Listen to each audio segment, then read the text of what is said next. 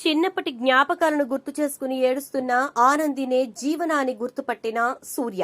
నిజం చెప్పిన కర్పగం. ఇందుకు సూర్య ఎలా గుర్తుపట్టాడు? కర్పగం ఎవరికి నిజం చెప్పింది? మరసలు ఇప్పుడు ఆనందియే కుట్టియే జీవన అనే విషయాన్ని అందరూ ఎలా తెలుసుకున్నారు? ఇదంతా కూడా వీడియోలో చూసి తెలుసుకునేద్దాం.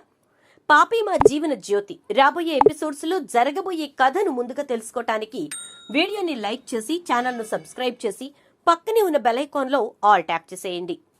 మొత్తం మీదకి చూసుకున్నట్లయితే కనుక చాలా తెలివిగా ఇక అలేఖ్య అయితే ఆదిత్య తన మనసులోనే ఉన్నాడు అనే విషయాన్ని సీనుకి అర్థమయ్యేలా చేస్తుంది. సీను మాత్రం ఒకటే చెప్తాడు, నీ మనస్సులో ఆదిత్య బాబు ఉన్నాడు అనేది అబద్ధం, ఎందుకో చెప్పాలరా అని చెప్పని అంటే ఎందుకురా అంటుంది. అనగానే మా అమ్మాడి చూసినవా, ప్రేమంటే అమ్మాడిది, నీది కాదు, నీది కేవలం వ్యామోహం మాత్రమే. అమ్మాడి కంటి మీద కునుకు లేకుండా గుక్కెడు నీళ్లు దాక్కుండా శివయ్యనే బట్టు కూర్చొని ఎట్లయితేనేమి ఆదిత్య బాబుని బ్రతికించుకుంది, అది ప్రేమంటే అని చెప్పేసేసి అని అనగానే, చూడు నువ్వెన్ని చెప్పినా ఆదిత్య మీద నా ప్రేమ మాత్రం తగ్గదు అని చెప్పేసేసి అంటుంది అలేఖ్య. ఇంకా అలేఖ్యం తీసుకుని వెళ్ళిపోతాడు అక్కడి నుంచి సీను సింహాద్రి చెప్పటం వల్ల. ఇక ఇక్కడ ఆదిత్య అయితే చాలా త్వరగానే కోలుకుంటాడు. ఆనంది ఆదిత్య ఇద్దరు కూడా జస్ట్ 4 days లోనే కోలుకోవడంతో పాటు మార్నింగ్ జాగింగ్కి వెళ్లేసరికి ఇంట్లో అంతా చాలా సందడి వాతావరణం నెలకొంటుంది. ఇక మా అమ్మ మా నాన్న అంటే నాకెంత ఇష్టమో మా అన్నయ్య అన్న అంతే ఇష్టం. అలాంటి మా అన్నయ్యని ఇంత జాగ్రత్తగా చూసుకుంటున్నా మా వదిన నాకు దేవత అంటాడు చైతన్య. ఎప్పటికప్పుడు నువ్వే గెలుస్తున్నావే, మళ్ళీ నువ్వే గెలిచావే కుట్టి అని చెప్పేసి ఇక జీవన బాధపడుతూ ఉంటుంది. ఈలోపు ఇక జ్యోతి అయితే శ్రీతన్ వచ్చాడు కాబట్టి, రాఖీ పండగ కూడా వచ్చింది కాబట్టి జీవనని ఇంకా ఆనందిని ఇద్దరిని కూడా ఇంటికొచ్చి శ్రీతన్కు రాఖీ కట్టమని చెప్పి చెప్తుంది. దాంతో ఇక జీవన ఏమో ఆనందిని నువ్వు రావడానికి వీల్లేదు అని చెప్పటంతో ఆనంది ఆగిపోవాలనుకుంటుంది. ఇక ఇక్కడే ఉండిపోతుంది కూడా. అక్కడ జ్యోతి ఇంకా సూర్య ఇద్దరు కూడా చాలా ఏర్పాట్లు చేస్తారు.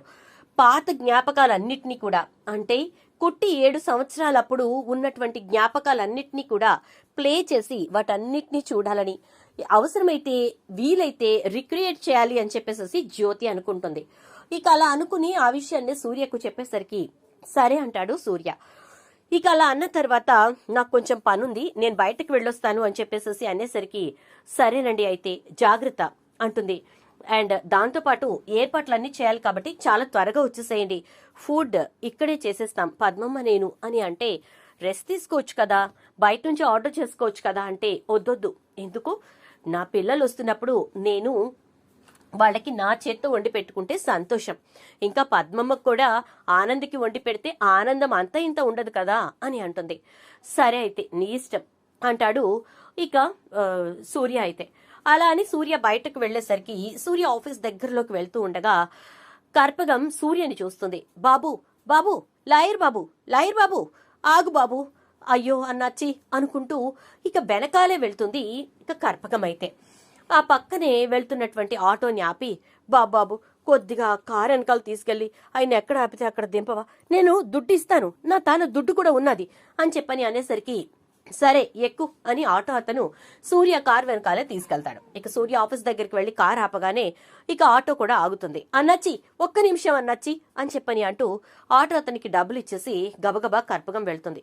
ఎవరు నువ్వు, ఏంటి అని చెప్పని సూర్య అడిగేసరికి, అన్నచ్చి నేనన్నచ్చి కర్పగా నన్నచ్చి అని చెప్పని అంటూ ఉండేసరికి ఇక సూర్య చూచాయిగా గుర్తుపడతాడు.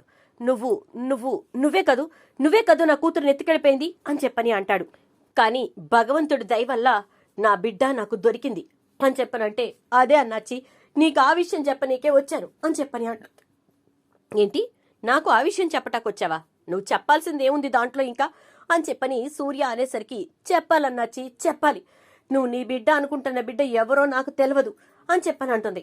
అదేంటి నా బిడ్డ జీవనే కదా వచ్చింది అని అంటే, కాదన్నాచి కుట్టియే నీ బిడ్డ అని చెప్పని అంటుంది. కుట్టి అంటే ఆనంది అని చెప్పని అంటాడు సూర్య.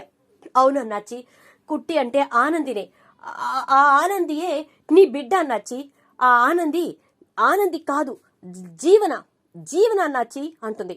అసలు నువ్వు చెప్పేది నీకైనా అర్థమవుతుందా అని అంటాడు సూర్య. అవునన్నాచి, కుట్టి అనే పేరు నేను నీ బిడ్డని ఎత్తుకెళ్ళిపోయినప్పుడు పెట్టిన పేరు. ఆ పేరుతోటే మీకు దగ్గరైంది. ఇంతకీ తనే మీ ఇంటి బిడ్డ అనే విషయం ఎందుకు చెప్పలేదో నాకు అర్థం కావట్లేదు అన్నాచి అని చెప్పనంటే, అంటే నువ్వు చెప్తుంది ఆనందియే మా జీవనానా? మరి జీవనగా మా ఇంట్లో ఉన్నది ఎవరు అనగానే, అది ఎవరో నాకు అర్థం కాలేదన్నాచి. నిన్న మీరు గుడికి వచ్చినప్పుడు అక్కడే మీతోటి ఈ విషయం చెప్పడానికి ప్రయత్నం చేశాను అన్నాచి, కానీ మీరు వెళ్ళిపోయారు.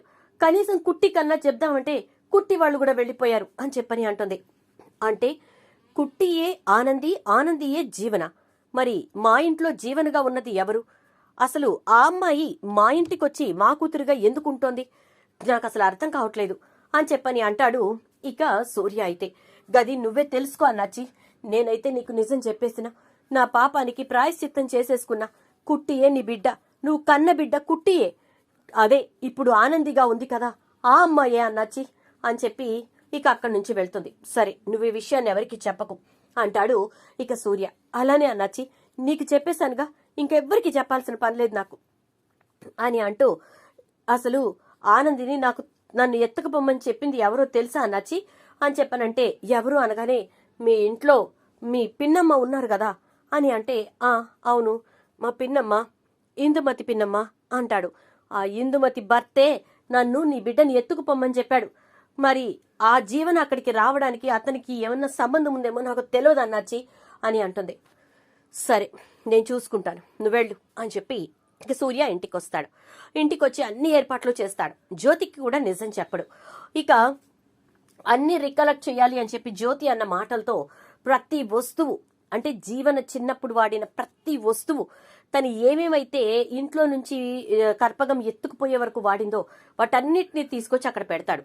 పెట్టి ఇద్దరిని కూర్చోపెడతాడు.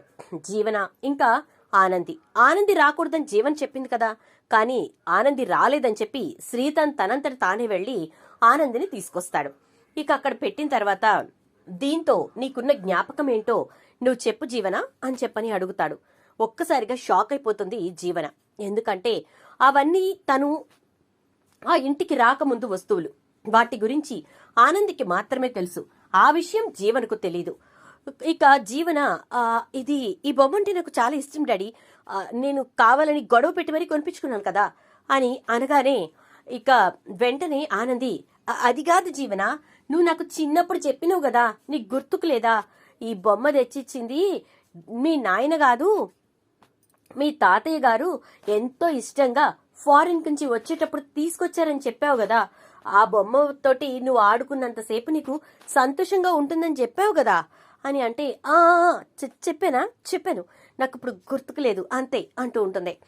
ఇక అలా ఇంకా కొన్ని చూపిస్తాడు సూర్య. అయితే ఒక్కదాని గురించి కూడా జీవన కరెక్ట్ గా చెప్పలేకపోతుంది. ప్రతి దాని గురించి జీవన తనకి చెప్పింది అంటూ ఆనంది చెప్తున్న విషయాలను బట్టి సూర్యకి ఆనందియే జీవన అని అర్థమైపోతుంది. అర్థమైపోయిన తర్వాత ఇక వెంటనే కుట్టి నీతో మాట్లాడాలి అని చెప్పి పిలుస్తూ ఉంటే ఇక్కడ జీవనకి డౌట్ వస్తుంది. ఇదేంటి ఇటు అన్ని విషయాలు దానికి తెలిసినట్టు నాకు అన్ని చెప్తోంది, కేవలం నన్నిక్కడ జీవన అనే పేరుతో ఉండమని చెప్పి వాళ్లకు కూతురుగా ఉండమని చెప్పి చెప్పింది తప్ప దీనికి ఈ ఇంటి విషయాలన్నీ ఎలా తెలుసు అని ఆలోచిస్తూ ఉంటుంది ఇక్కడ జీవన. అయితే సూర్య కుట్టిని తీసుకుని గదిలోకి వెళ్ళి, ఎందుకమ్మా వేరే వాళ్ళని తీసుకొచ్చి మరీ ఆ స్థానంలో ఉంచి నువ్వు మాకు దూరంగా ఉంటున్నావు, మమ్మల్ని అమ్మా నాన్న అని పిలవకుండా పేర్లతో పిలుస్తున్నావు అని చెప్పానంటాడు సూర్య. ఒక్కసారిగా షాక్ అయిపోతుంది ఇక ఆనంది. అయితే అదేంది సారు, మీరు గట్లంటున్నారు అంటే ఇప్పటికైనా నాన్న అని పిలవ్వా అని అనగానే షాక్ అయిపోతుంది ఇక ఆనంది. ఏమ్మా, మమ్మల్ని అమ్మా నాన్న అని పిలవడానికి నామోషీనా అని అంటే, కాదు నాయనా, మిమ్మల్ని అమ్మా నాన్న అని పిలవనీకి నాకు నామోషి కాదు, మీ ప్రాణాలకు ముప్పని ఆ స్వామి చెప్పిండు. అందుకోసానికే అనాథ శరణాలయంలో ఉన్న ఆ పాపం తీసుకొచ్చి మీకు జీవనగా ఇక్కడ ఉంచిన, మీరు బిడ్డ లేదనే లోటుతోని ఉండకూడదని చెప్పి, అక్క లేదనే లోటుతో శ్రీతను ఉండకూడదని చెప్పి, అంతే తప్ప మీరంటే నాకెందుకు నాయనా బాధ, మీరంటే నాకెందుకు నాయనా కోపం అంటుంది ఆనంది.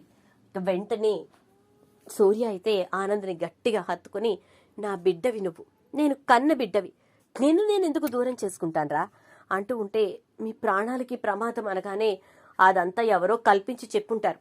అసలు ఏం జరిగిందో నేను తెలుసుకుంటాను, సరేనా అంటూ జ్యోతిని పిలిచి విషయం చెప్తాడు. జ్యోతి ఆనందానికి అవధులే ఉండవు.